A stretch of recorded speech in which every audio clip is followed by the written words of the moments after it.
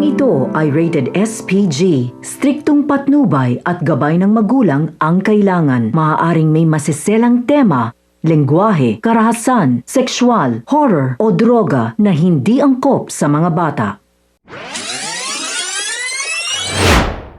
Mga kapamilya, welcome back at narito ang mga dapat nating abangan sa FPJ's Batang Quiapo.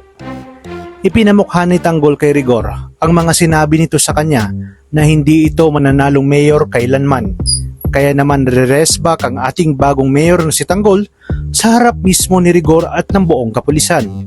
Matapos ang matitinding girian sa pagitan ng magkalabang Tanggol at Miguelito ay wala nang nagawa pa si Miguelito dahil sa lahat ng paninirang ginagawa niya. Talagang sigaw pa rin ng taong bayan ay si Tanggol. Gusto nilang kumawala sa pamumuno ng mga gerero at gusto nila ng tunay na pagbabago at naniniwala nga sila na si Tanggol lang ang makakagawa nito. Nakita ng taong bayan kung paano kadumi maglaro ang mga gerero at ang pagkamaangas at pagkahambog din ni Miguelito ang siyang nagpabagsak sa kanya, kung saan nadamay ang kanyang buong kaalyado. Ibig sabihin, straight loose ang mga gerero, habang si Tanggol at ang kanyang kaalyado naman ay win streak. Galit na galit si Gustavo dahil sa mga maling galaw ni Roberto at Miguelito. Aniya, matagal niyang inilagaan ang pananatili sa politiko at ngayon lang sila bumagsak at naging talunan dahil sa maling estratehiya ni Miguelito at kayabangan nito. Mating na ang araw ng proklamasyon at wala nang nakapigil sa tambalang Tanggol at Olivia. Si Tanggol ay ipinroklama bilang mayor at si Olivia naman bilang vice mayor nito.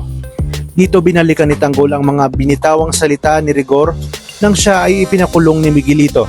Sinabi sa kanya ni Rigor na wag mag-ambisyon si Tanggol dahil kahit kailan hindi ito mananalo bilang mayor dahil walang laman ng utak kundi pakikipagbasag ulo at gulo lamang. At ngayong siya na ang mayor ay una niyang pupuntahan ang presinto ng Quiapo kung saan nakadestino si Rigor. Sinalubong siya sa pangunguna ni Colonel Romero at ng mga kapulisan. Napansin ni Tanggol na wala si Rigor at tanging ang ninong mando niya lang ang naroon. Yung pala ay hindi lumabas si Rigor sa kanyang opisina dahil hindi nito matanggap na si Tanggol ang naging mayor. Isang malaking sampal ito para kay Rigor. Hinanap ni Tanggol si Rigor kaya agad na pinuntahan ni Colonel Suarez si Rigor upang magbigay galang sa kanilang Commander-in-Chief na si Tanggol. Lahat sila ay nagbigay pugay sa bagong halal na mayor maliban nga dito kay Rigor.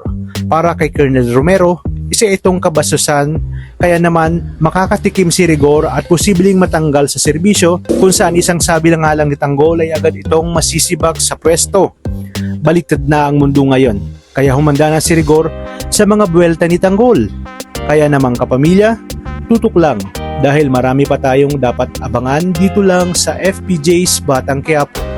Maraming salamat sa inyong panonood at pagpalain tayong lahat, kapamilya.